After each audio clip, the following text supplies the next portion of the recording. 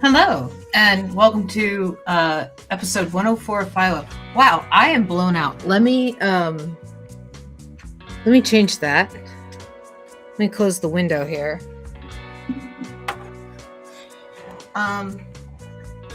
It appears to just be me tonight. I do not have Robin here at the moment, and I have no guest tonight. So the episode's name is Slimy Hollywood Agent. I can continue the story. Just me and chat going forward. let me change the music here. We'll go to chill hop. Hi Kay. Hiya. I got a cat and house sitting duties tonight, but I'll follow along as best I can. Oh, there's Robin. Oh, good. I'm not alone. Sorry. Oh, good. I'm not alone. So we have an option tonight. We can let me share my screen, which I had not done because I was working on stuff. But we can work on. I have to open. I am not ready. That's okay. Clearly, I'm not either. But we can work on where we left off in the story, which was here. Hi, how are you? Or we can work on story 4 image and just kind of take a break because we don't have a guest tonight, and just because I think you should work on story for image. This one. Yeah, and just kind of take a break tonight and just kind of talk. Chillax. Yeah. Because where we left off, and let me put this in the big window. Where we left off. Sorry. What are you eating? Is what people want to know. It's microwave dinner of like teriyaki noodles and also like beef stroganoff noodles. I myself had Taco Bell. Kay is lamenting her chin hairs growing back before her head hairs. I hear her right here. I got tons of them. I'm like growing my own special little beard, and it's so annoying. It is actually very tasty. I've never had that problem. But then again, you women are both older than me, so maybe I just haven't reached it yet. But yeah, where we left off in the story was the slimy agent kidnapped the Xenomelian. So yeah, so I'm taking a break. That's where we left off in the story. We'll pick up next time. This is where I'm at in this drawing, and you can. Whoa, olive oil, so creepy looking. Yes, I am an artist. Yeah, so this is kind of where I'm at. I just drew in the mushrooms, and so I gotta take out like the background and stuff, and then I gotta take out the mushrooms behind olive oil. And then you can see I put in Mushroom Constantine right next to Al Gore. Such a great character. And so yeah, so that's where I'm at in this one. And yeah, we can chillax and we can talk tonight and just kind of see what's going on in the world and stuff like that. But yeah, it's not fair. I swear to God, this getting old shit is just not fair to women. It's like, that was our best years behind us. This is supposed to be our best years. Well, you can't change it. You might as well embrace it. Yeah, well, we are embracing it, but we're allowed to lament and complain. I was lying in bed and okay, so last weekend was my birthday, and I was lying in bed and I'm like, oh, awesome that Emma Furry is an artist too. But I was lying in bed and I'm like, I should be that image of myself that like I always wanted to be, but like I was too afraid to be and stuff. And so I'm gonna like do the throw out the wardrobe and change the wardrobe and do the transformation thing, you know? And embrace yeah, and you know, like cute little homemaker dresses and stuff like that. I've always loved those. And like yeah, just stuff like that. And instead of just t-shirt and jeans and shorts all the time. And I think that would be fun. I think that would be fun. If I didn't work so much, I'd be wearing much nicer clothes. But I work so much, I just like... Well, the only time I have chance to really wear other clothes is on my other job. So I wear nice clothes there. Woohoo! Acne's back! That sucks. I draw comic books. But you know, even though you're like, no, my acne's back, that's actually a really good thing. It's actually a really good thing that your acne's back. Here, we'll put a mask on this one too. How's it a good thing? I'm just curious. I don't understand. It is a good thing because it means that her body is starting to work again. It's a good thing. Okay. It's a good thing. Even though it's like, it's my acne. You know, it means that yay, like it's a good thing. Yeah. Things are chugging along nicely. Thank you for the follow. Yes, I am. Let's see, let's do this right here. It's too bad Emma is discovering us today when we're not doing a traditional show. Yeah, I know. When we're just when I'm just working on the cover here for one chapter. Usually, Emma, we have a guest, and then the guest will draw a panel, and Amber will draw a panel, and the guest will draw a panel, and so on. Yeah, and then the audience, the people that are watching us, get to kind of write the story as we go along. Yeah, but today we're going in a different direction. For like the first time in what, like months and months and months, ever? I think we had one other show where we kind of went in a different direction, but yeah, but this is definitely like a let's do something else kind of show. And right now you're drawing like either what will be the cover of the next book or the interior page. It's like a giant splash page. Yeah, for what we're doing. So what I'm working on right now is I have collected so far 4 complete stories. We're working on story 5. And I'm gonna put them in a book and for all the artists and stuff like that.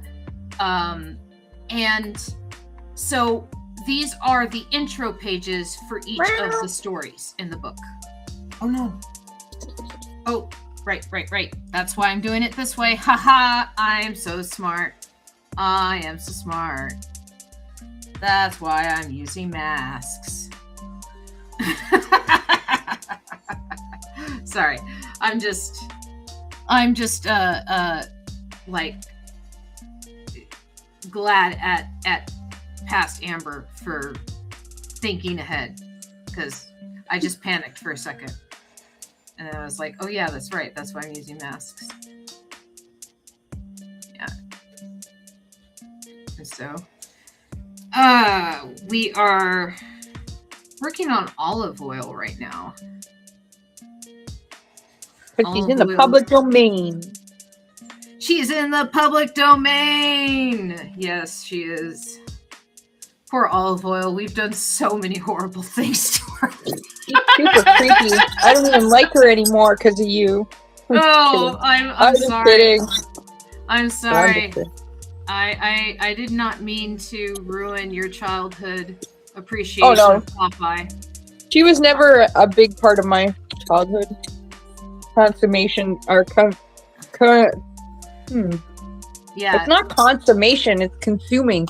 I didn't Now, consume her media growing up very much. Is Betty Boop in the public domain? She must be at this point. She was pretty early. She was like 40s, wasn't she? No, she was earlier than that. She was in silent. Yeah, absolutely.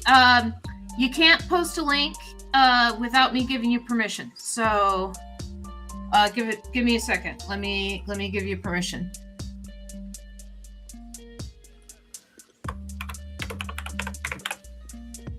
Well, we know that Winnie the Pooh is public domain.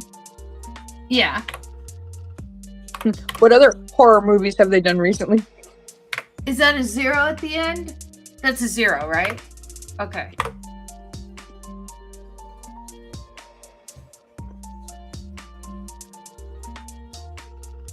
Wow, that's intense. 60 seconds? It gives people enough time. Usually people have already prepped the link at that point.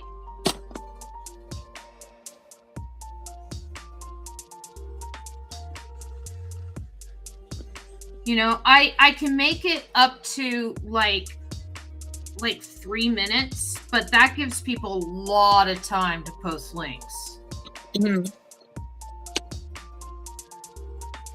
A link to your art? A link to your art.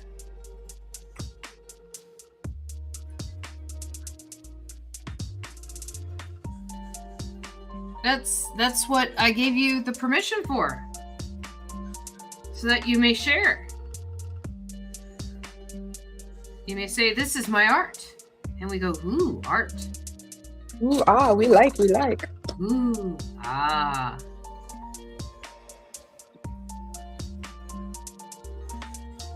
Yeah. Poor Olive Oil. We've been so wrong to her. You. I guess all of us, actually.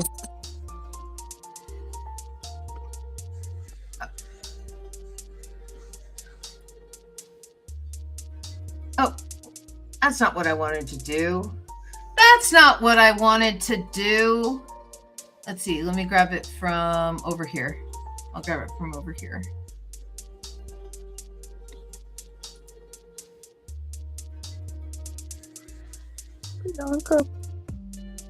Oh, it says you timed out over here. Oh, sorry. I got distracted. No, not you. Yeah, Emma didn't post the link in time. I got to see it. Yeah, I got to see it too. Yeah, I'll check it out later.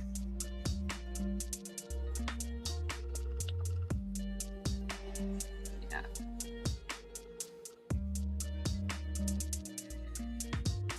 We've been so wrong to Olive.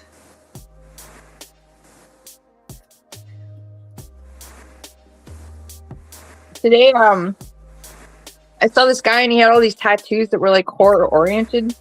Mm-hmm. And I just saw this really interesting ad for this H.P. Lovecraft book. And so I was like, oh, do you like H.P. Lovecraft? And he didn't know who that was. Ah, interesting. And I was like, you're the guy that created Cthulhu? You know who that is, right? Yes. Yeah. Oh, okay. Anyways, it's this really interesting book that they've published. It's like a vanity press that's published it. Yeah. And I guess when H.P. Lovecraft was writing one of his books, I don't remember which one it was, but so they've published this book in his handwriting, like it's a draft, like you see all his notes and scribbles and notations and things. Uh-huh. So that's the first part of the book. The second part of the book, though, is that when he was writing the book, he was poor and he wasn't famous yet. Yeah. So he was like scrambling for any kind of paper he could find to write his book on. Yeah. So they've kept the other side of the page intact. And so you get this like snapshot into his life because you see like his hydro bill or his correspondence with a professor about his writing. You know, like it's really interesting to me anyways, as someone who likes books a lot, that to see this snapshot of a writer's life as he's writing this book. I think it's excellent. That's cool. Mm-hmm.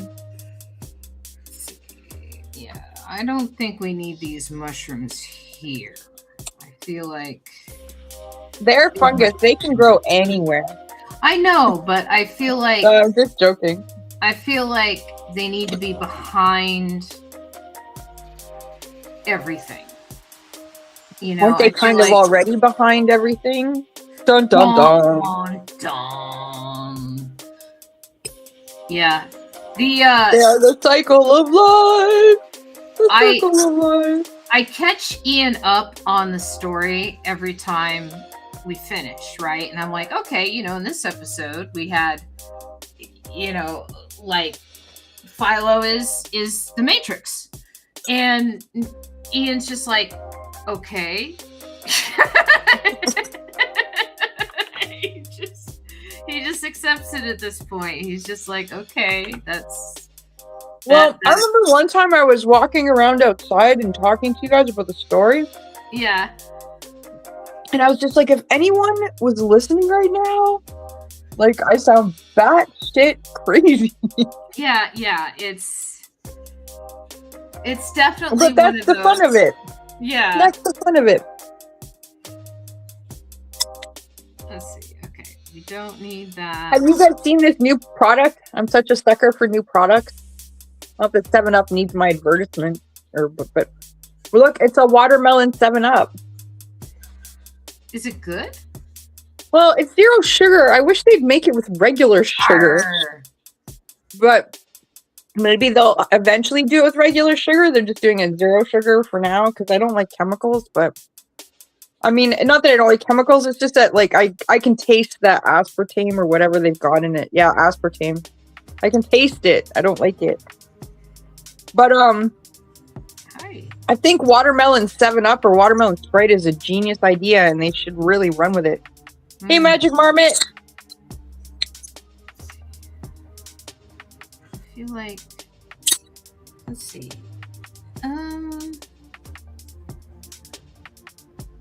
Yeah, we'll put this leg in front. We'll put that leg in front. Watermelon, everything I say. Oh, the other new product that I'm totally addicted. There's 2 more ones. There's the Arrow has a s'mores bar now. And I like it because it tastes like toasted marshmallow. It's so yummy. And then Trident has this new series called Vibes. They have a cotton candy flavor, and like every time I chew it, I'm dumbfounded and completely transported back to when I was like a kid. It's like that totally fake cotton candy taste that they would put like in ice cream, or you know what I mean? Mm-hmm. I love it.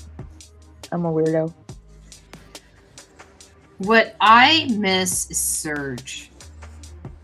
Am I the only one that misses Surge? I don't know that. What's that? Is that like an orange one?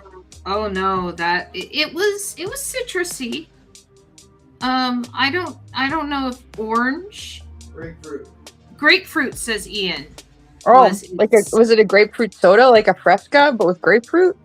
It was not a Fresca. It was a soda. It was no. I said like a Fresca. Okay. Yeah, it was carbonated. Frescas are carbonated, but it didn't taste like a Fresca. Well, no. No, Fresca is a carbonated juice. No, it was more. It wasn't light like that. It was heavy. Oh. It was like a Mountain Dew, but it wasn't Mountain Dew. It didn't taste like Mountain Dew. Yeah, I've never heard of Surge. Yeah, it was 1990s. Well, I was around. I got Orbits. We had Orbits in Canada. Mm-hmm. And it did not take off. It was gross. Orbits. I don't think I remember Orbits.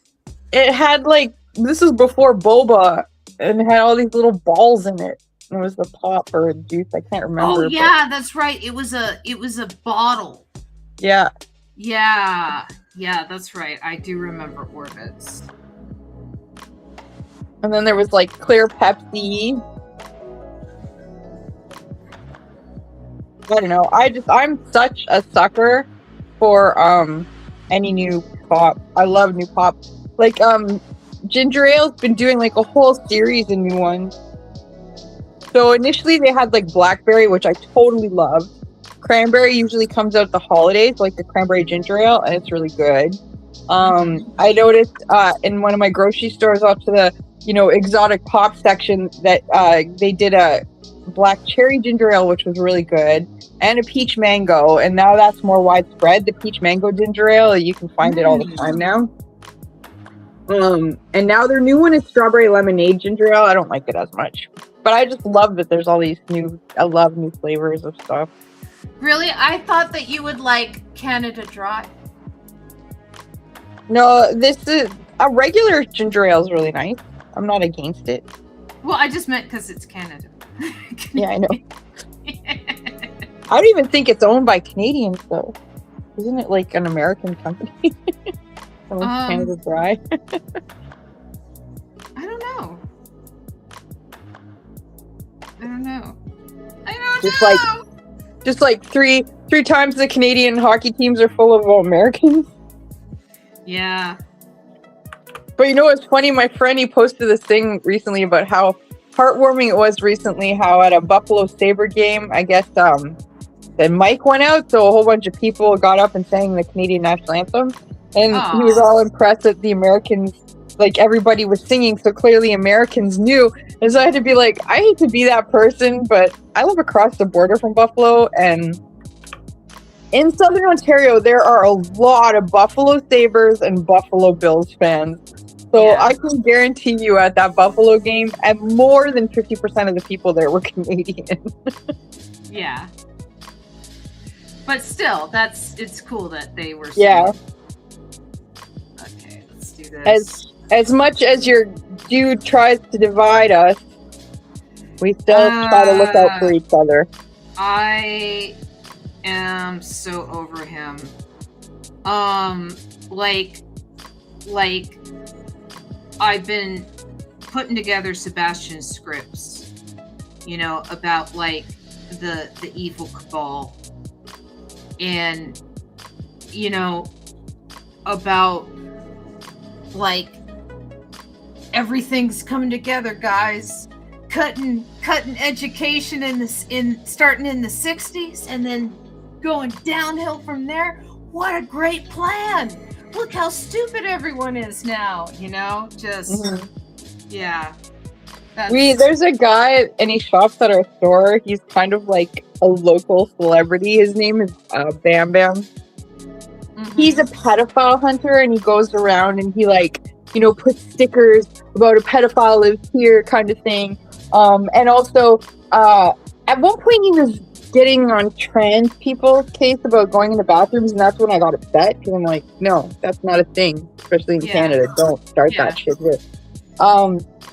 But now he's all about the children, and only cares about the children. And doesn't he get busted speeding in a school zone this week? I just thought that was the funniest thing. It's like, yeah, you really care about the children, I can tell. Yeah, that happens, like, sometimes. There, just a little bit of a disconnect, just a little. Did you hear about the guy that's like, he's like one of these manosphere guru dudes, right? But his whole one? thing, there's so many. Do you have it? Is it Fuentes? No, it's not Fuentes. No, but this whole guy's thing was like scamming the system, and fraud is dope, and like back when they were doing the PPP loans in the United States to for small businesses, this guy was collecting that money in other people's names. And like scumbag through and through. Yeah, we're talking like into the millions, right? Well, they finally caught him. They finally caught the guy, and he's facing like 20 years in prison. But he recorded everything on his TikTok. you know, about like how he was scamming the system, you know, the names he was using. Like, that doesn't seem terribly intelligent. Yeah, you know, like it was like a lifestyle thing, you know? Like, this is how you can live like me, you know? But that's why he was like in the manosphere, you know, about like taking advantage. And it's just yeah. So he's going to jail. And I'm trying to remember his name, but it's not important. He sounds like he'd be really good friends with Trump. Yeah, probably. Probably. Let's see. Okay. So let's see how this looks in the middle. I feel like we can probably get rid of this line. Oh no, not that line. Probably get rid of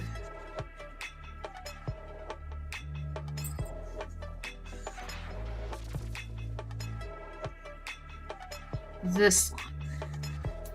It looks more like a mushroom there. And then probably this line.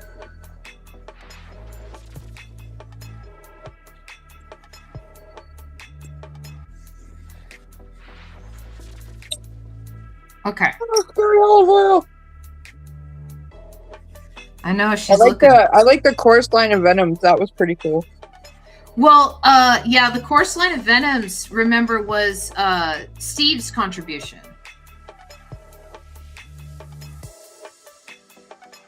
Thank you, Steve.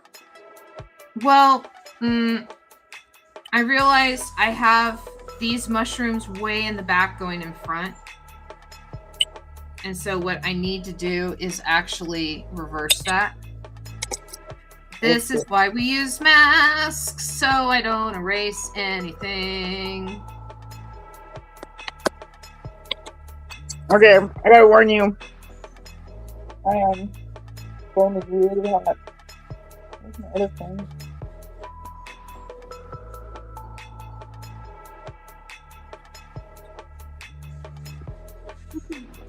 Let's see. Yeah, that should be. I'm just gonna go get my other phone so I can charge it, so in case this one dies, I can flip them.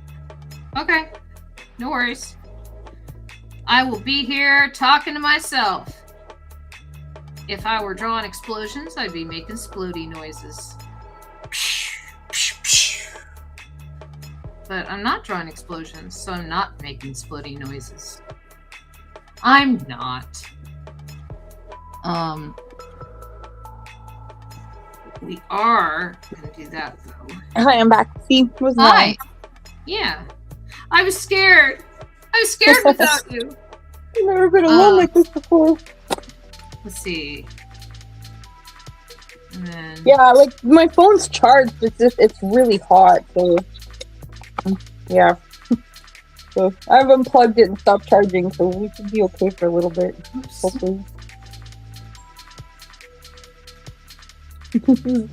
Having me at this angle is weird. With my phone's vertical. Ah, interesting. Yes, mud is always attractive to doggers. My boss gave me a ride home, but first he went and picked up his parents' golden retriever named Tucker. And he's a very handsome dude. He's got like all this extra chest fur. It's like long and like a lion. He was very serious and quiet. And then my boss was like, "Yeah, he's really needy." he starts pawing at you if you don't like play with him immediately. He's a cutie. I love dogs, especially when they're not mine. I wish I could have a dog, but it's really hard to have a dog in an apartment. And, Yeah. you know, Ian and Don't you think you have enough cats though at this point? Like, yeah, but Ian and I, we've discussed it that, you know, we'll get a dog when we get a house, but yeah, in an apartment, it's just too hard on the dog. no, it's not fun. Yeah. Okay, let's see how this looks. Dogs need room to roam. It's pretty complicated in that area, though. The mushrooms. Are you adding any of the polka dot door characters? I have Dumpty right there. Oh, there he is. Got it. Yeah. No. I have Dumpty. And then I still need to add the Matrix. So that's what I was going to work on now, is the Matrix. Here. You know, if we should look into it. If we can afford it, one of these big things that you're doing would be a really cool puzzle. I have a shop I want to build, and it's a print-on-demand company I want to work with. So, that means that they will build stuff as it is ordered, and that means I don't have piles of puzzles in my house. Yeah, I know right? that I don't makes have much piles sense. of books in my house. I don't have Collecting piles of dust, posters yeah. in my house, right? And I want to work with this company, and I want to have a store. My problem is right now, my web guru got COVID really, really bad. And so he has long COVID symptoms that have affected his memory, affected his energy levels. Yeah. Like he got it bad. And he has had health issues and has been unable to tend to the server. So the server is not an HTTPS.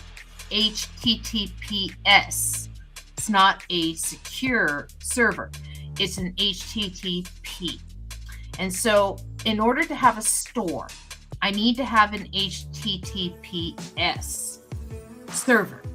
And okay. So I know nothing about it. I've been working with him. I've been trying to get him, trying to get a certification so that we can have that security established on the server, so I can build the store and start, selling merchandise of stuff like this and build posters and things. But again, he has been not in the best of health, and I didn't want to put pressure on him. You can understand. Because he's a human being, and he has been hosting me for free for years. Nice. Out of the kindness of his heart, and I do not want to aggravate that relationship, because that's awesome. And yeah, I pay for my website that nobody sees because I haven't done it. I haven't fixed it in ages. Yeah, well, here's the mycelium network. I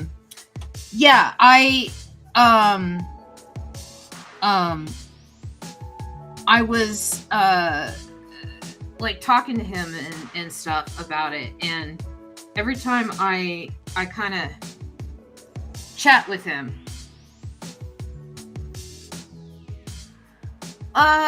maybe. I mean, I've had people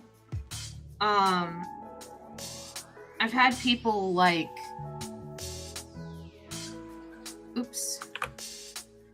No, that's not what I want. I want that. I'll be right back. My cat's doing weird shit. Okay. What are you doing, Luke? Yeah, I just don't know how to do it. I've had people in my back end, and they just computers and websites and stuff have gotten to a point that I just can't communicate with the computers anymore. I don't speak computer anymore. I used to, but I speak an ancient dialect of computer. So, okay. We're taking kind of a left turn today. We're working on the Story 4 image. So somebody likes to play with the cupboard doors. So somebody by the name of Luke. Look, Amber, look. Ooh, a black cat. Yeah, that's my boy. His name is Luke. That's Luke. He's my baby boy. Lucky Luke. Okay, so Magic Marmot. What are you saying? now in the Matrix scene,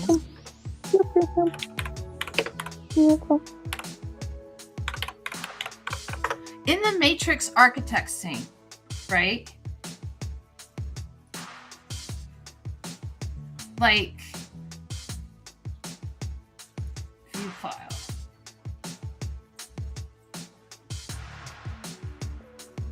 This is what we're looking at. Oh. Speaking of cats, here's yours. my cat. Bye, Luke. Yeah, that's Archimedes. Okay, so this is what we're looking at.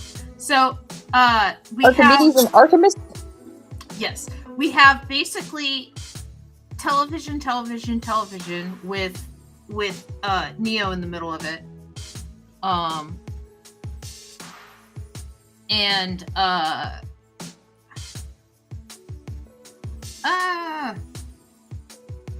television, Neo in the middle of it, and the architect in the chair, right? And originally in the story, we had the architect as Armand, but I already have Armand on the cover over in the Akira chair. Could it be Mason? I don't know. Give him sunglasses so we know it's Mason pretending to be Armand? Because he's an actor, remember? Yeah. Was he in Story 4? What? Was he in Story 4? I don't think so. I think he's only in this one. Yeah, that's what. Well, again, I'm trying to limit it to the stories. I just thought that would be really neat and tidy. Yeah. He's an actor, right? And so it's kind of like Armand, but it's not Armand because he's already on the cover. Yeah. No, what I'm going to do,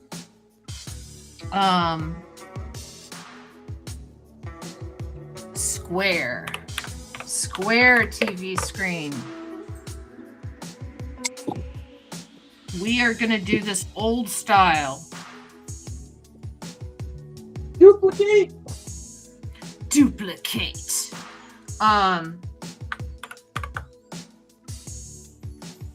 So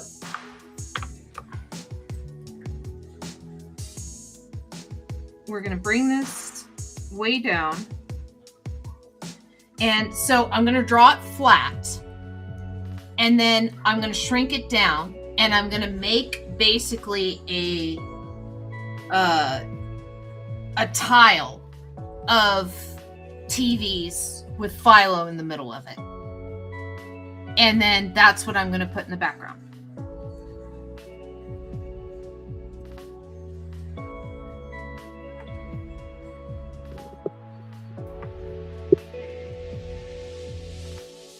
Oops, that doesn't help me at all.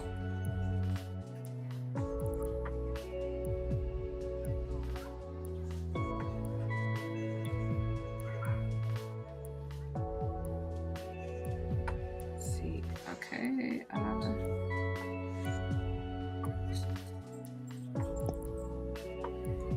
Yeah, I think that will be a good investment of my time. Very retro TV. Well, that's just it. Is the one in the Matrix has slightly curved corners, and what makes a good cartoon is exaggeration. Absolutely. Look at Ren and Stimpy. You know, I was just talking about it's I want to say John K. Yep, John Kirkapalooza. Yeah, but he he had a fall from grace. Hard, but he deserved it. Every fucking bit of it. Wasn't he grooming? Hardcore grooming. He brought 2 girls into the fold into his apartment, and there are people in the comic industry that were around at that time that I will never forgive for it. That people have just kind of been like, oh, well, you know, it wasn't them, but they knew everything that was happening and didn't say anything and didn't do anything. Yeah, they didn't want to rock the boat and lose their paycheck. I heard rumors about Butch Hartman, but I don't know if that's true. Of what? I heard rumors about Butch Hartman. I don't know who that is. Fairly Odd Parents and Danny Phantom. Yeah, I don't know that guy very well. I don't know anything about him.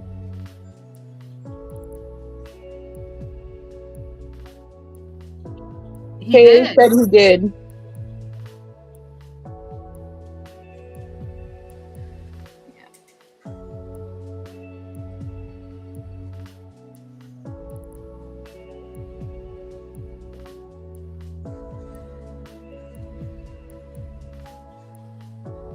Let's see.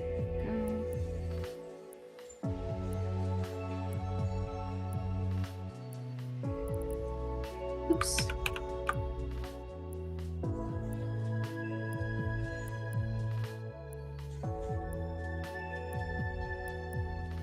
With Crickafaloozy, he had, at 2 separate occasions, had 2 young women, 14 to 16, and he definitely groomed them because he started by calling them on the phone.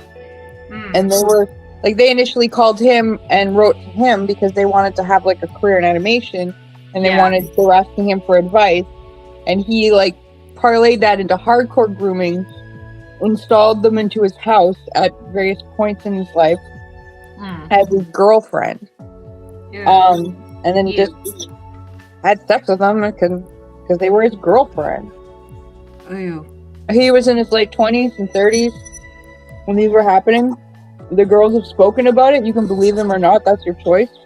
Yeah. He has apologized. I don't know if he's actually apologized to the women, but he's publicly apologized. And he said that he, I think he was bipolar. So he's kind of saying, this is why that happened, because I'm whatever. Well, I'm bipolar, and I did not groom children. Exactly. The only thing I've ever done working with children is encourage them to draw and work past the suck. You know, because everyone sucks when they first start to draw. You know, everyone is not good when they first start to draw. And the trick is to just be okay with that. Sesame Street has this theory, and they did it with Janelle Monáe. There was like a couple of years there where they were having all these cool pop stars like do songs and stuff on there. And it's called The Power of Yet. You're gonna get there, just not yet. You keep practicing and you will get there. It's just not yet. Yeah.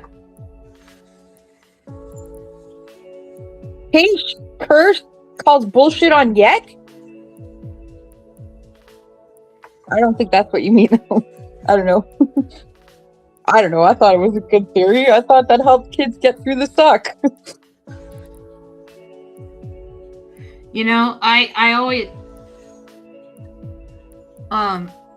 always quote Jake the dog that sucking is the first step to being kind of sort of good at something. Yeah, Jake the dog's awesome.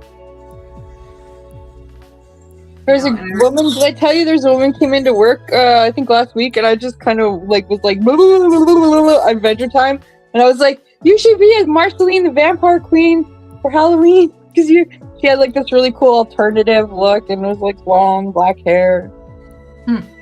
Marceline the Vampire Queen, she'd never heard of Adventure Time, and I was just like, oh, excellent cartoon, excellent. Let's see, what was the... Oh, Crickafaloozy, she calls bullshit on Crickafaloozy.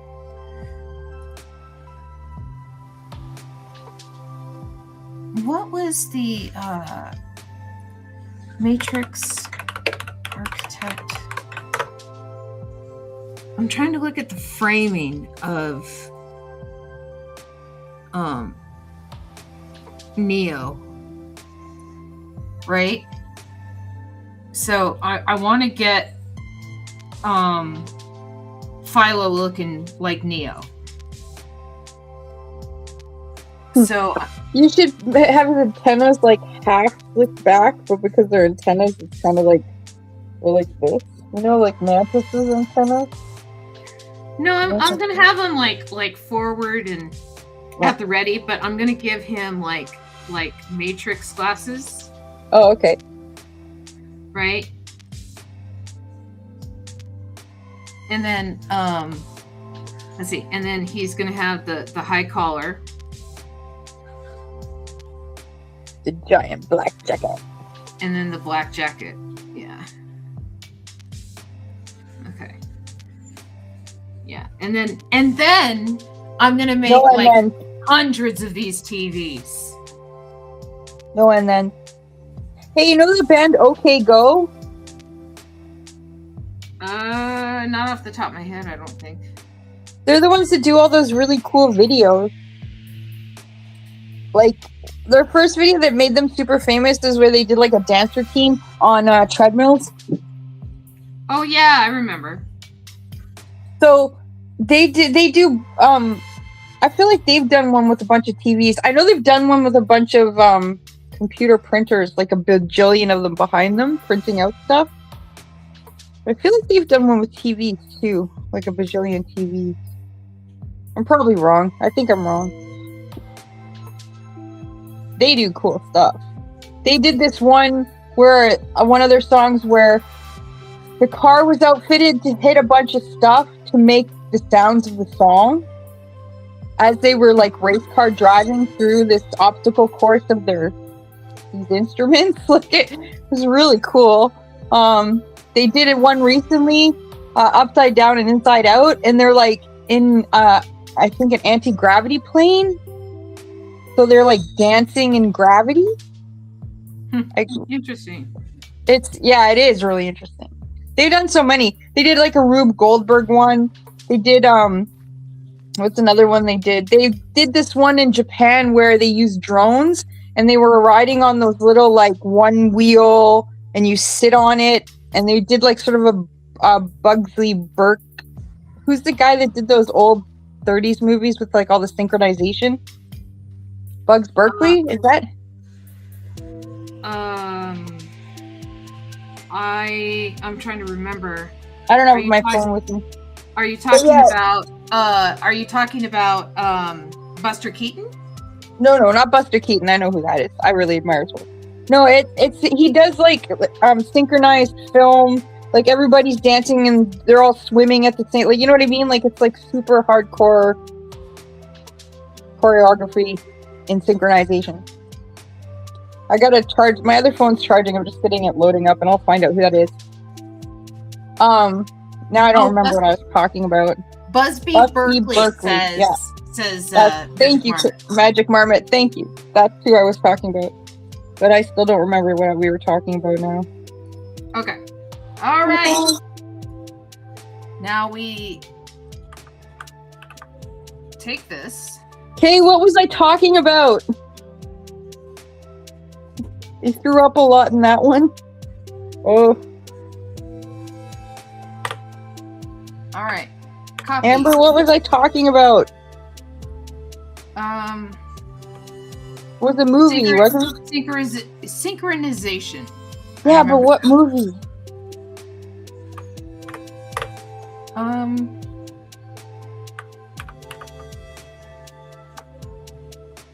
So tired. I don't remember. I'm building a matrix right now. Oh, we were talking about OK Go. Yeah. Okay. So they had another one called I Won't Let You Down, and that's how they had like these Japanese girls with umbrellas dancing around them and doing like the whole like the drone would go up and they were doing like almost like kaleidoscope formations with themselves. Mm-hmm. Yeah, and then prior to that was the anti-gravity video I was talking about. Now I remember. We were talking about OK Go. Now I remember. Yeah. Oh my God, my brain. I hate it that you forget stuff so quickly. Well, I mean, my brain didn't exactly help. Okay, so now we Copy paste, copy paste, copy paste. merge selected layers. Copy, paste. Aw. Chunk.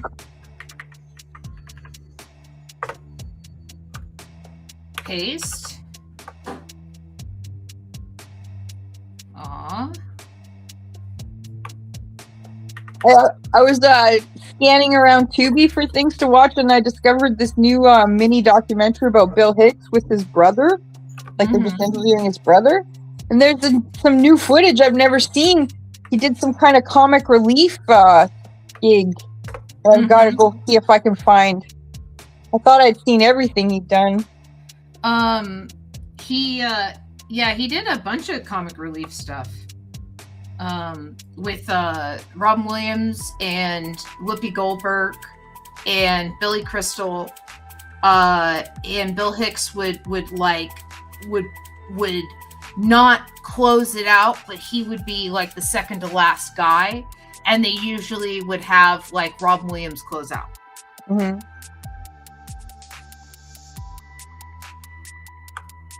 Yeah, when I was 12, I sat in front of my parents' television with one of those cassette recorders where it, like, the thing popped up, and then you had like the play and the record and the. So, and I from the TV I recorded Robin Williams live in the Met. My parents had it on VHS, but I wanted to be able to hear it anytime, so I made my own little pirated cassette audio tape of it. Nice. Okay. There was a lot of jokes I didn't get at 12, but I sure had that show memorized. To this day, whenever anyone anywhere says howdy, I'm like, wrong opera house. And they're always like, what are you talking about? Sorry, the Robin Williams reference.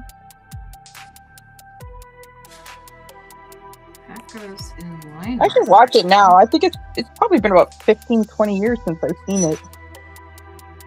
I think he was at the height of his drug use during the Met.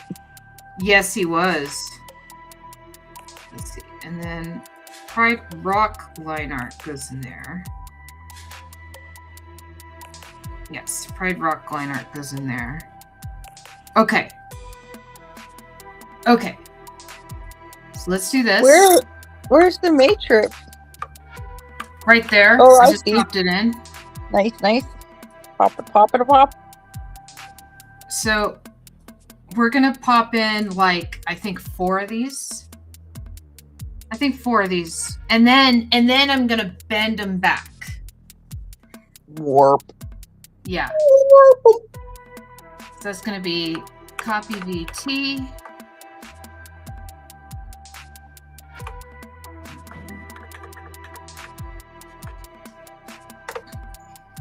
VT.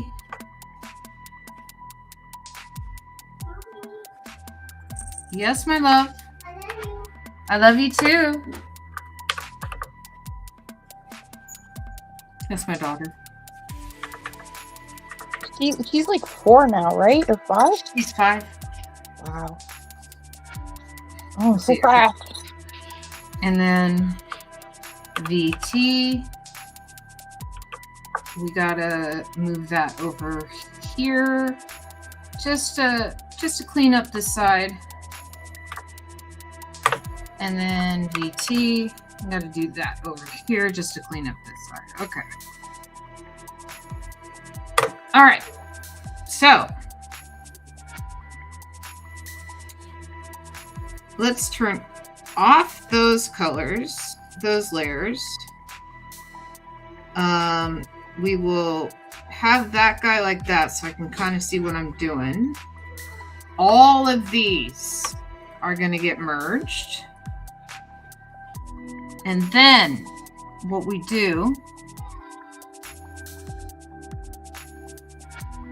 I have to try and figure out how I'm going to do this.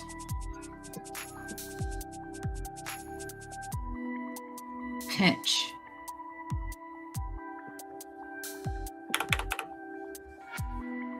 Let's see. Pinch. Yes, let's do pinch.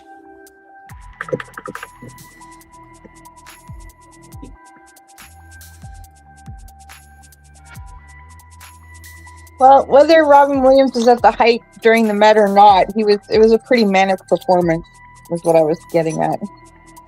Yeah, Robin Williams was notorious for stealing jokes, but what he would do is, like, he would steal jokes, and then people would be like, "Hey, that's my joke," and he would pull out his wallet and like hand him $100 and say, "Sorry, man, I stole your joke." But it's because he hung around the comedy store, and he just hears stuff, and it just end up in his brain, and you know, I don't think he meant to steal jokes so much as he was just trying to be funny all the time. Mm-hmm. Literally all the time. Yeah. Well, Robin Williams, when he did talk about his childhood, which was rare, his father was an executive at a car company. I want to say like GMC or Chrysler or something like that. And so he had to move a lot as a kid. And so he was always the new kid. That's how he developed his sense of humor, is because he never really had a chance to develop deep relationships and friendships, is because he always had to move, right? I didn't bother developing a sense of humor, but I was always the new kid every 3 years. Yeah. And so same kind of thing with Robin Williams, though, is that he was always like the new kid. And so he that was how he coped, was by just being funny. And he did an interview with Inside the Actors Studio, where usually inside the Actors Studio, James Lipton was able to get actors to kind of open up and talk about things like that allowed them to be actors, right? Like, oh, I pulled deep from this part of my life in order to become this character, right? Yeah. I was able to let go of this inhibition in order to really, you know, become this villain, right? And Robin Williams was performing the whole time, right? He wasn't really answering the questions. He would just perform. He was masking depression. He didn't want to. Yeah, and the thing is, he's so good at it. Everyone's just rolling, laughing. Mm-hmm. That they don't even notice that he's not answering the questions. It took me like the third watch through, when after I'd seen it, you know, and the jokes, like, I don't want to say weren't funny to me anymore, but like I knew what was coming. And then I realized, like, he's not answering the questions, right? He's not talking about his childhood. Deflecting. He's not talking of, it's his deflection. Exactly. And so I imagine that that's how he was, kind of his whole life was deflecting with humor, you know, so people didn't really know the real Robin. I don't know. Like, Zelda knew, his daughter. Yeah. Let's see. Okay.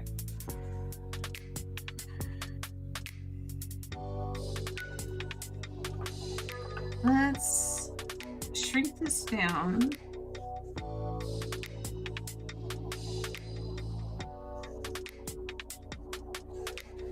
I think. Yeah, I think like that is probably good. And then we'll pinch that more. Yes, we'll apply that. We'll pinch that more.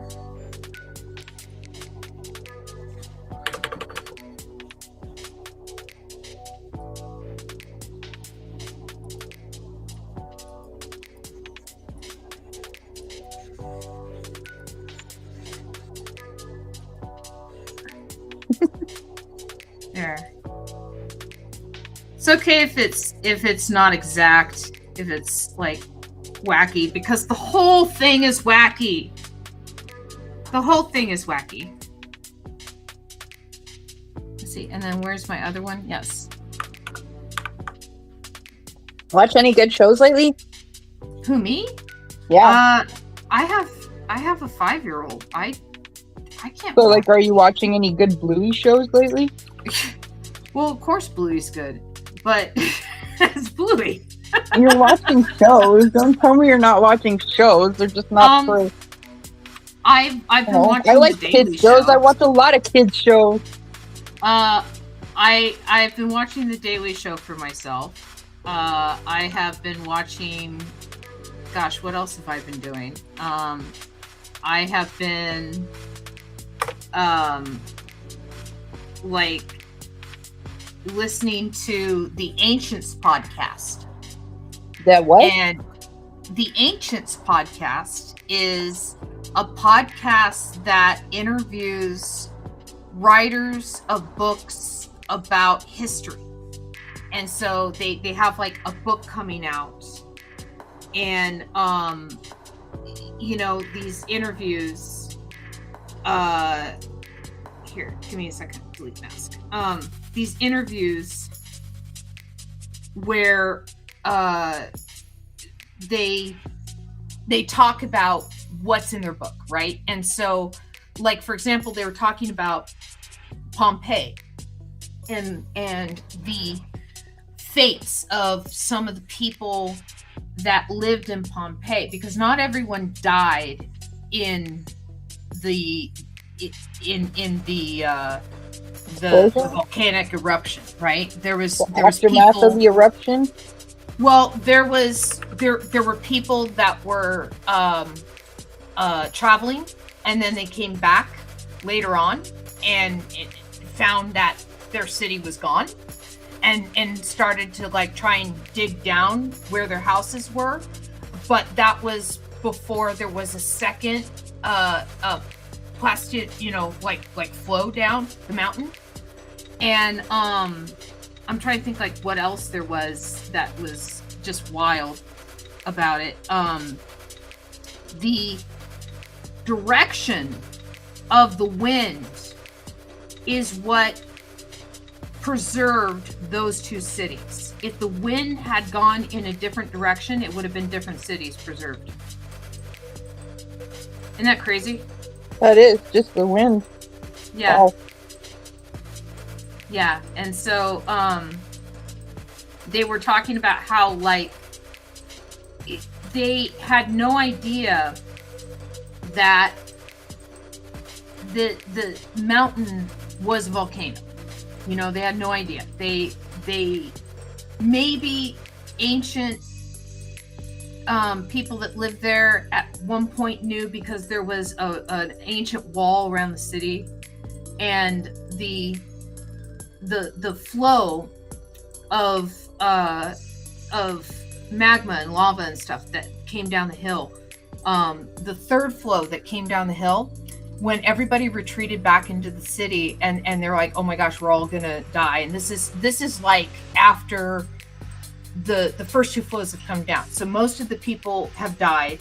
This is after they went back to try and retrieve their stuff, and then more people died.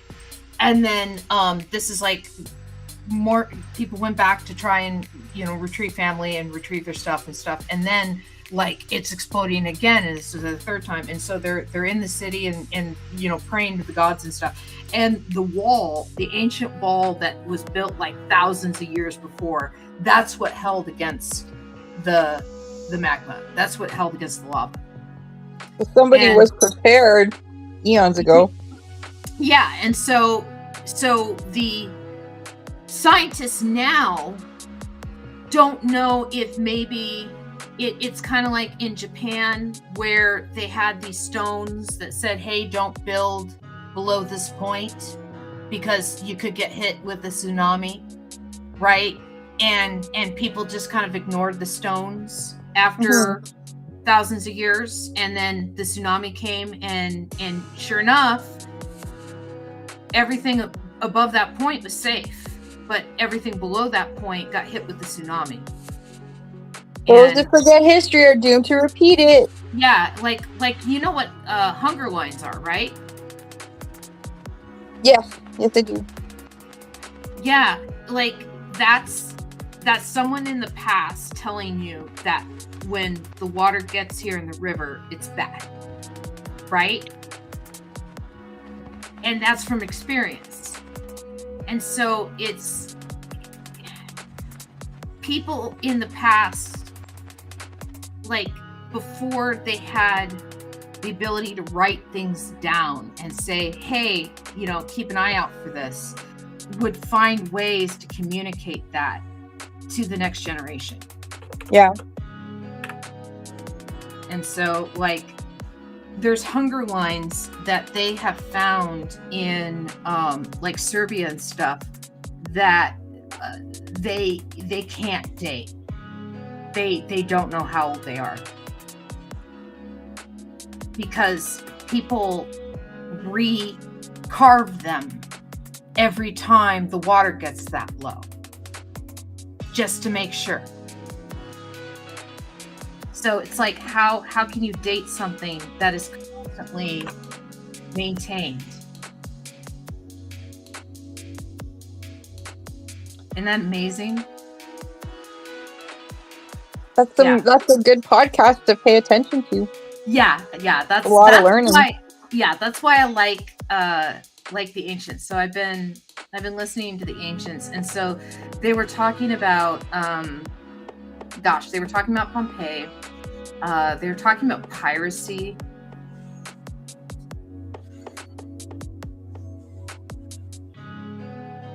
Yeah, Magic Marmot talks about how they're trying to come up with a way to warn the future against radioactive waste storage areas.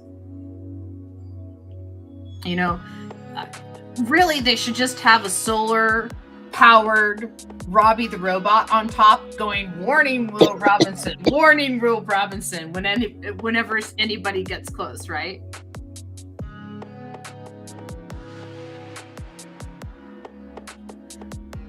Like, if a robot's waving its arms and warning, wouldn't you listen? Yes.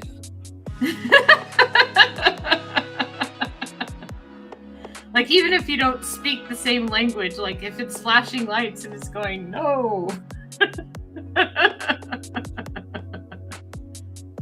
I saw this clip online, and they were talking, it was a news clip, and they were talking to this Ukrainian grandmother, old woman, and I guess she'd been living in her basement for 4 months because she was so close to the front lines.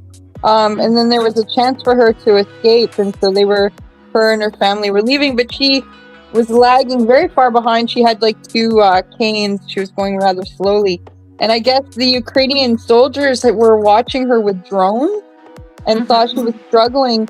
So they outfitted this sort of robot deep thing. And they put on fabric with paint. They're it said, in Ukrainian, grandma, get in. Don't be afraid. She got onto the robot thing, and it drove her to her family to the next place. They were interviewing the guys that did it, and they were like, we were just worried she wouldn't understand that it was there to help her. She's a robot. We live in an amazing age. Now we have robot granny taxis in war zones. That's wild. Okay. There. The flying TVs are all flying. I still need to add lightning to the phone booth. But that's okay. Yeah, we're taking a little detour tonight. That's drawing Philo's the Matrix. Oh my gosh. It's difficult to try and explain this show to others. I've tried. I've honestly tried. I don't have any trouble explaining it to people. Well, I call it an improv jam comic.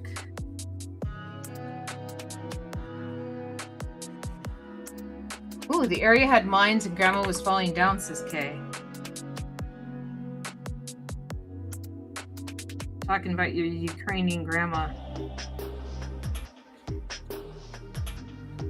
Okay. Yeah, earlier today when I was drawing this, the guy's like, is that a Doctor Who thing?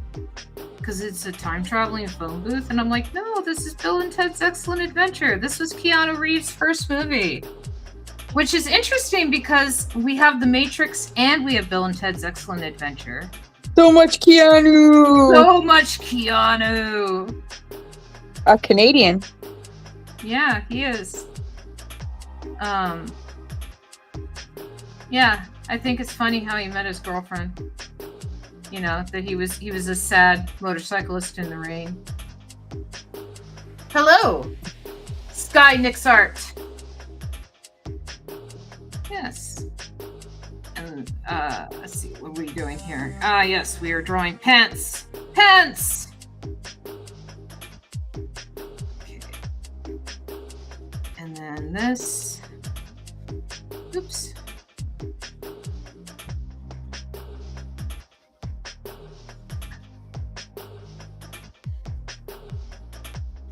Yeah, see, this is Nikola Tesla going, I got everything under control.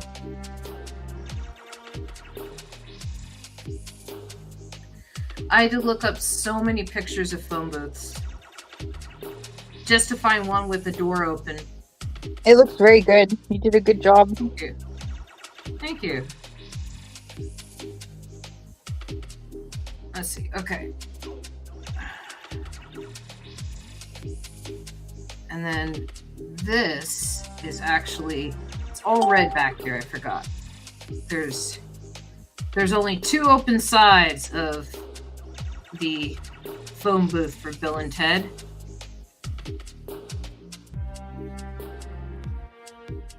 Yeah. Can you name a movie with a phone booth in it? National Lampoon's European Vacation. Ooh, good one. I would have gone with Superman. Oh, yeah, that's obvious.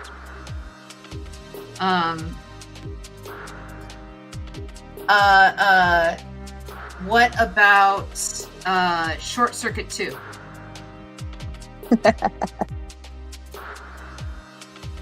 I don't really remember the second one very well. I know I've seen it because I loved the first one so much as a kid. I know I've seen the second one, but I don't really remember it very well. That's the one where he's in the city. And I know Steve Guttenberg is not in it, and no, Fisher Stevens' character is more the main character. Yeah, the totally brown face of a white guy playing an Indian character.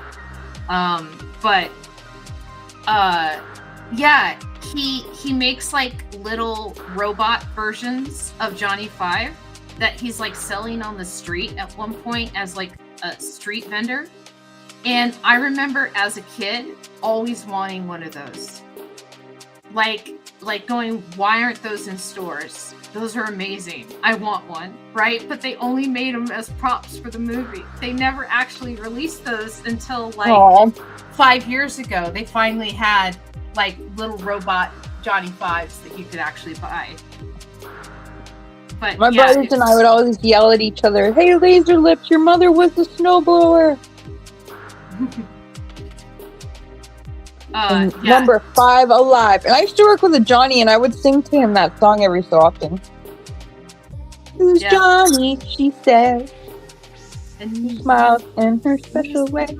Johnny, he says, you know I love him. Here's Johnny, he says, he laughed in his special way. Ed McMahon's his name. Yeah. I love Weird Al. He has a special place in my heart. Like, I'm glad that a guy named Weird Al has no scandals about him. You know? Like, that the weird is just more of a wacky.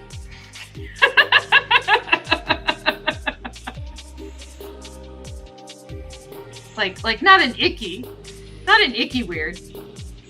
More of a wacky weird.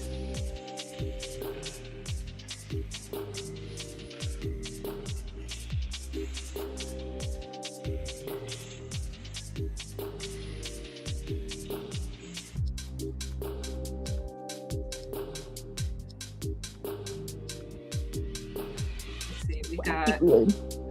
oh Wacky weird, like those Jim Woodring creatures.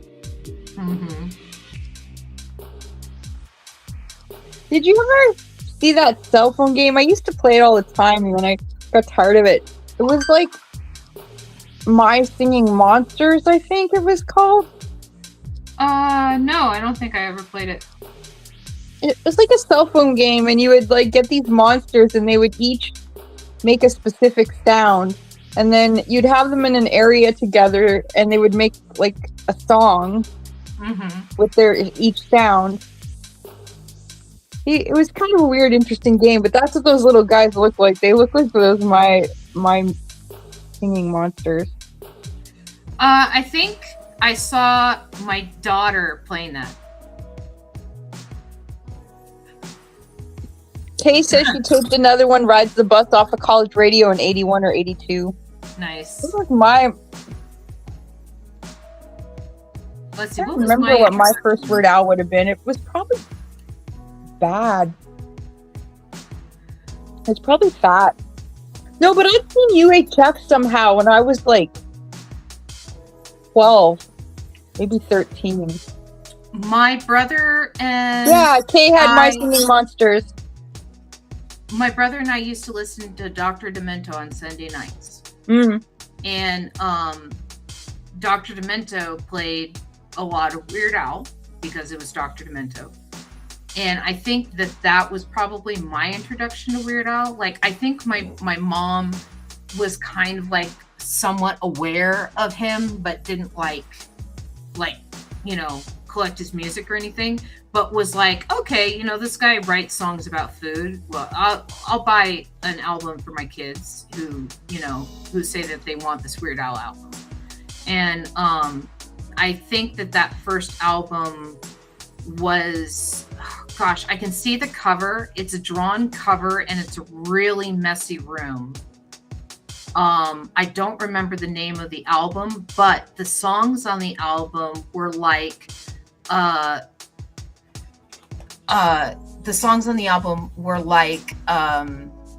This Is the Life was one of the songs. Gosh, I'm trying to think of all the songs, but I remember This Is the Life was one of the songs on the album. Which, by the way, he wrote for not Rodney Dangerfield, but he wrote for oh gosh, it's a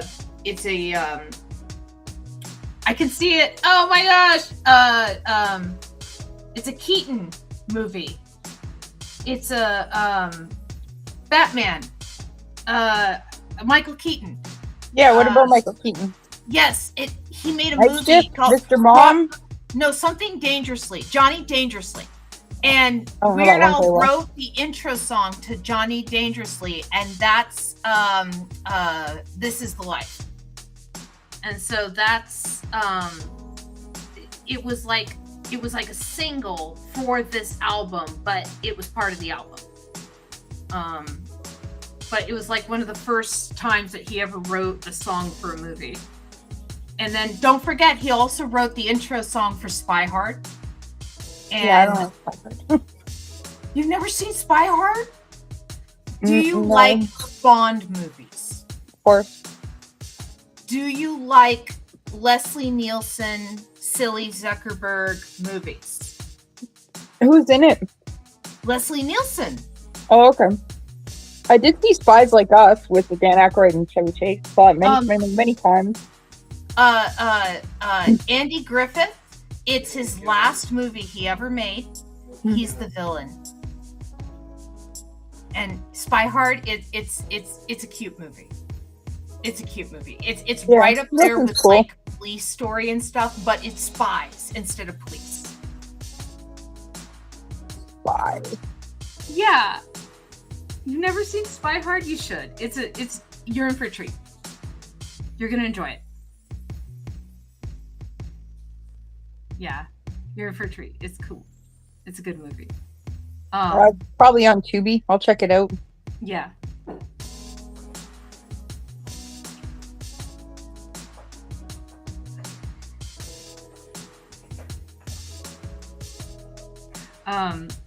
It was one of Leslie Nielsen's last movies too. Oh, that's bad. Actually, yeah. It was just it was a fun movie, you know. And again, it's a silly movie, lots of puns, lots of visual puns in it. It's the same kind of humor as like a Zuckerberg film. Yeah. I don't know if it's, you know, as good as something like Airplane, but still good. Well, Airplane's a pretty special movie. Yeah. You know, I mean, how many people still do that line, Shirley, don't call me Shirley? Yeah, surely you know, you can't Surely be you're not serious. I am true. serious. If this is not true, don't call me Shirley. Yeah, surely you can't be serious. I am serious. Don't call me Shirley. Yeah. The couple of voices that are you know, saying the loading is in the white zone, loading is in the yellow zone, and stuff like that. Those were the real voices at LAX, right? Those were the real people that did the announcements, okay? They were a real married couple in real life, okay? That's pretty funny. So with them fighting like that, of saying, no, you're mistaken, loading is in the red zone, right? It's and them fighting like a married couple. It's they could really dig at each other because they were really a married couple, and they knew that they weren't, you know, actually like digging at each other and stuff. And so that was kind of a funny little tidbit about that movie. I know I was rereading stuff about like Lucy, I Love Lucy and stuff, and they used to like reuse costumes all the time between like I Love Lucy and like Twilight Zone, and so it's interesting. Now I want to go back and watch Twilight Zone episodes and see if I can find I Love Lucy outfits. Nice. Yeah, but I was reading about that, about how they didn't have a lot of budget for costume, and so she's like, we'll just use the costumes that we have for I Love Lucy, and that should solve the budget problems. Let's see. Okay. Let's do this.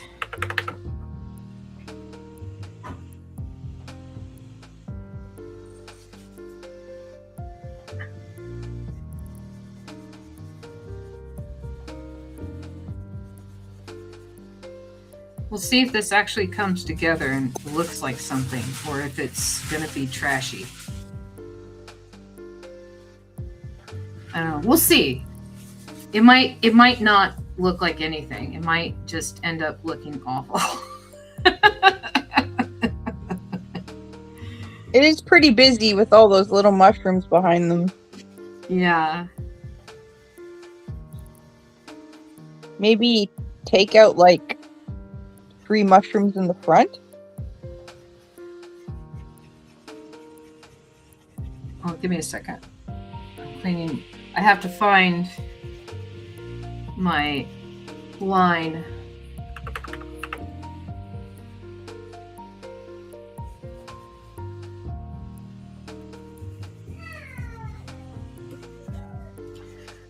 They're making a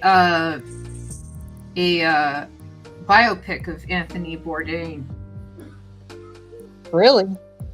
Yeah, A24 is doing it. It's called Tony. Tony.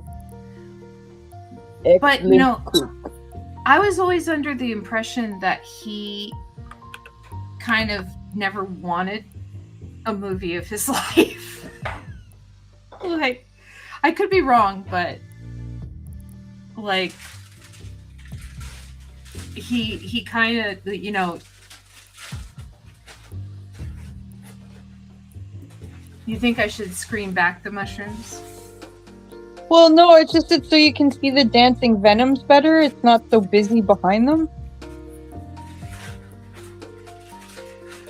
Unless you make the dancing venoms bigger.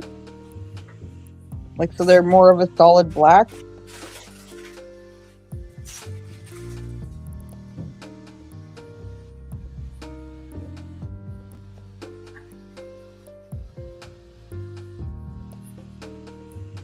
I gotta go to this.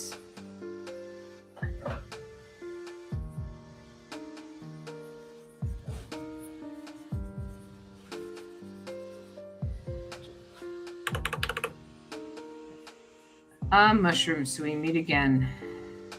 This is one of the first things I drew. So I haven't seen this.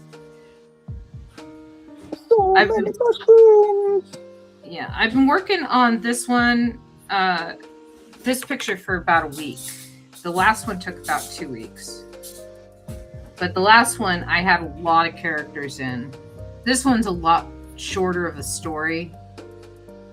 And I did it at a much smaller DPI too than the last one. The last one was at 600 DPI. This one's at 300 DPI.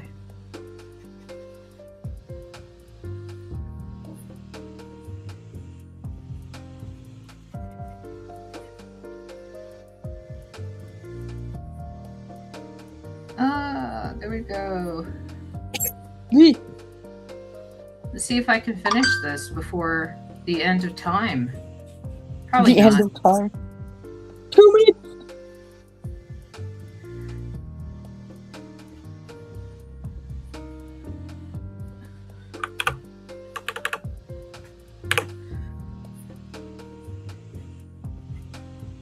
There we go.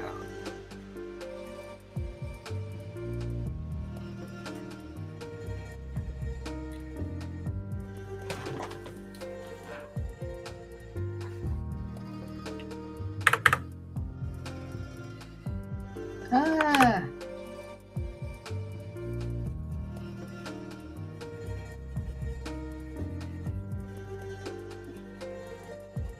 can't believe I managed to stay awake again. Yay, you stayed awake! Woo! I did last time too. Okay. I didn't even have to drink my caffeine. Yay, caffeine! Let's see.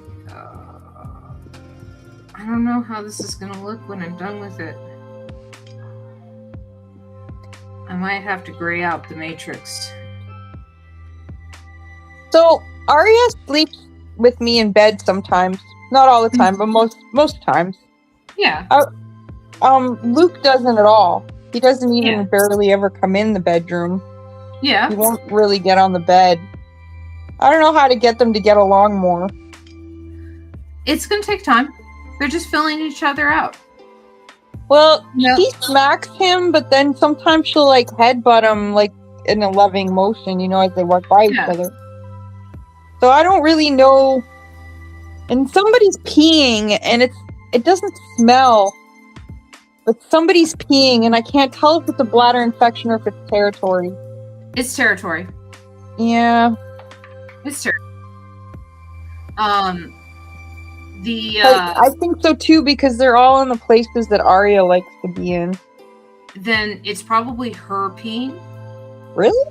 Yeah, because it's her saying, "This is my place. Yeah. This is mine." And what you need to do is you need to give her a place that's just hers. Well, basically the bed is, because he doesn't come in it. Well, okay. Then if that's going to be her place, then you need to make it comfortable for her. It is. You need to have her food there. You need to have water there. You need to have her toys there, right? You need to make sure that she knows. Because I kind of thought like if they were eating together, it would help them become friends more. Yes. Eating together is going to help them become friends more. What's also going to help them is playing together. And so yeah, I do that. just grab a like shoestring. Yeah, I do that. I got toys. Feathers on fishing rods. Yeah, I got lots of stuff. I play with them together. I just have to be careful though, because if she's going after something and he's nearby, she'll smack him. Yeah, and try and have them on opposite ends of the room, and then you play with her, and then you play with him, and then you play with her, and then you play with him, right? And so they know that they're going to get the toy coming at them.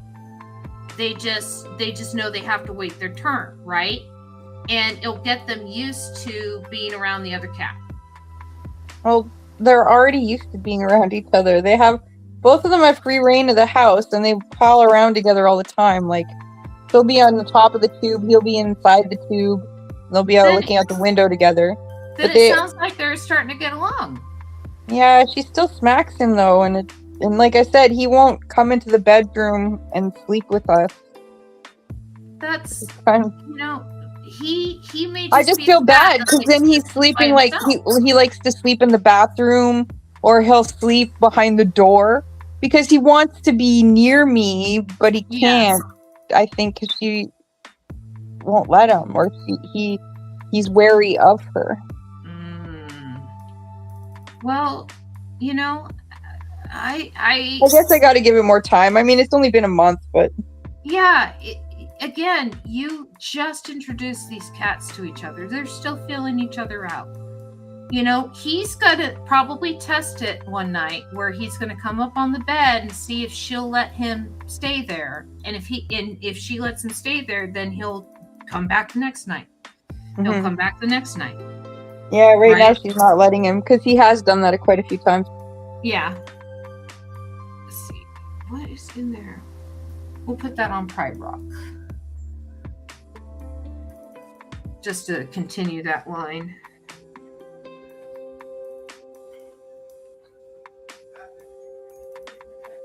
Here we go. Okay. Almost done with the Matrix. Almost done.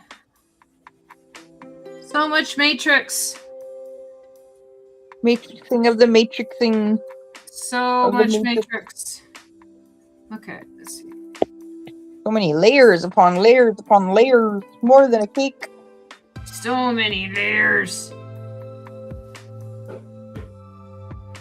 Yeah, and there are a couple things drawn on the wrong layers, I will admit. Because it's like, I was like, no, I'm on the wrong layer, but I drew too much. I won't tell anyone. Yeah. Alright, I think it's time for me to go. It's 9:30. Okay. I mean, I could stay with you guys, but I'm going to go smoke a joint. No worries. I hope that you have a good time. Alright, I'm going to pass out pretty quick. There's another $3,000 in cash day. Magic Marmot says he can't feed the dogs together. Yeah, I think I'm gonna have to get one of those feeders where it's like sensor activated, because I'm pretty sure he's eating a ton of food. And she's a grazer. She's never really eaten a lot. I used to get one of these giant bags. It was like $120, and it would last for 2 to 3 months, like literally 2 to 3 months with Arya. I'd fill her bowl, and it would last 2 to 3 days, right? Now with Kim, he's got his bowl, she's got her bowl. I bought the bag April 20th, and it's almost gone. It's like I'm gonna have to buy another one next week. Yep.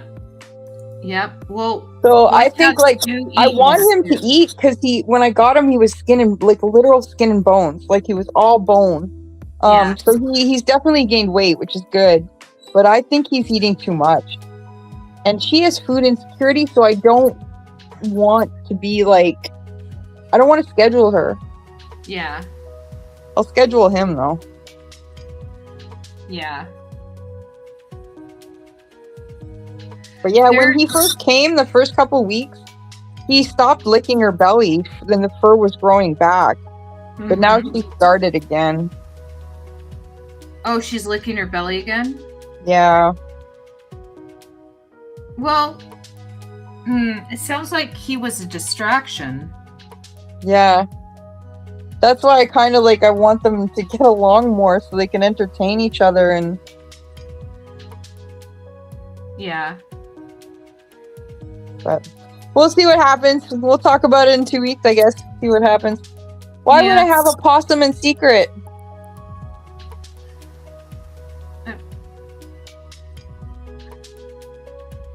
He's got like a slow feeder, so he doesn't gorge, but he could gorge on her food if he wanted. Yeah. But he apparently, if he eats too much, he vomits, and he's only vomited once, and that was when he first got here. So I don't think he's eating too much, but I think he is eating too much because he's eating her food too. Yeah. Like he's I'm not feeding eating him too much at once. I'm feeding these guys like twice a day. Yeah. It's crazy. No, we feed our cats dry food once a day, and then they get wet food as a treat several times a week. Mm-hmm. Like probably. Well, I should probably get them on wet food because it's supposed to be good for them to a certain extent because it gets them more water, right? If they're dehydrated kind of cat, but not just that, but also protein. There's a lot more carbs in dry food, yeah, than in wet food, and so the dry food puts on calories on the cat. And yeah, so but Arya doesn't like wet food. She doesn't like anything besides her kibble. She loves her kibble. I've tried giving her everything, any treat you can imagine, and she just won't. She's not into it. But I bet he likes wet food. He's pretty common. He likes treats, and he's like, he can smell that I have treats in certain places, and he's already dug them out and, chewed them up, hoping to get at them. Yeah. So he's a treat fiend. Treats. But she's not. Yeah. There used to be this guy on YouTube called Klaatu42. Was the name that he went by, and he stopped updating like years ago, right? But what he used to do is he used to take people's videos that they uploaded of their pets and then add like dialogue to them, right? So the pets would just be like, if it was a dog, and the dog would just be barking or something, and then he'd add words to the dog, right? If it was a cat, the cat would be like meowing or talking or whatever, and then he'd add words to the cat. Well, he did this one of a cat that was like a psychic out in the little cat house out in the yard, and so it's the mouse that it ate, it's trying to be a medium to the mouse, and it's going mouse, mouse, mouse. And I can sense your presence, mouse. Yeah, and then going treat, mouse, treat. Because if it can summon the mouse, it gets a treat from the guy who's like, okay, if you can summon the mouse, then I'll give you this treat. And it goes, treat, mouse. Cat's so desperate for treats sometimes. Yeah. All right, I'm gonna go to bed too. Good night, kid. Right. Good night, Magic Mermaid. Good night, Ember. Good night, everybody. Good night. I am going to finish up just this last little bit. I'm literally on the last little bit of the line art. I'm not going to start on the shading today. That is a lot to ask. But I am going to do the line art. I am going to finish up the line art, and then we can move on. And then next week, who do I have next week? I have someone next week. Who do I have?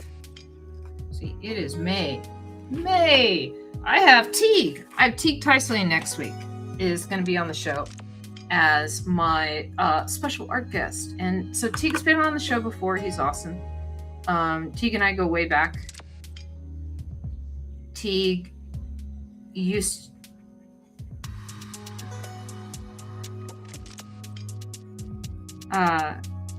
Neighbors put a stop to the filming. Oh, I remember that. The mouse. Yeah.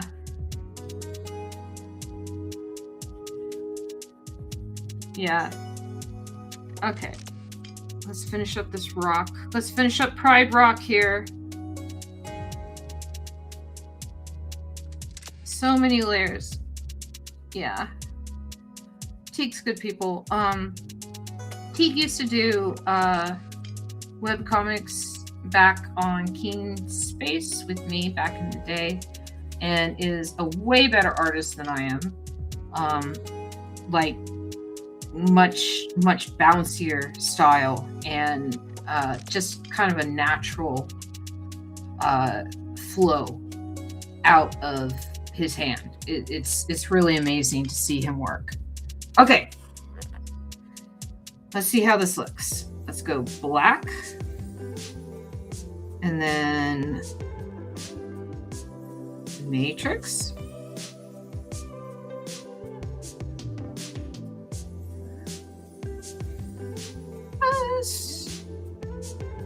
I feel like the TVs probably need some white around them. She needs some white around her to pull her out. Same thing with the Venoms. There's some cleanup I need to do, but for the most part, we are finished with step 1 of the line art.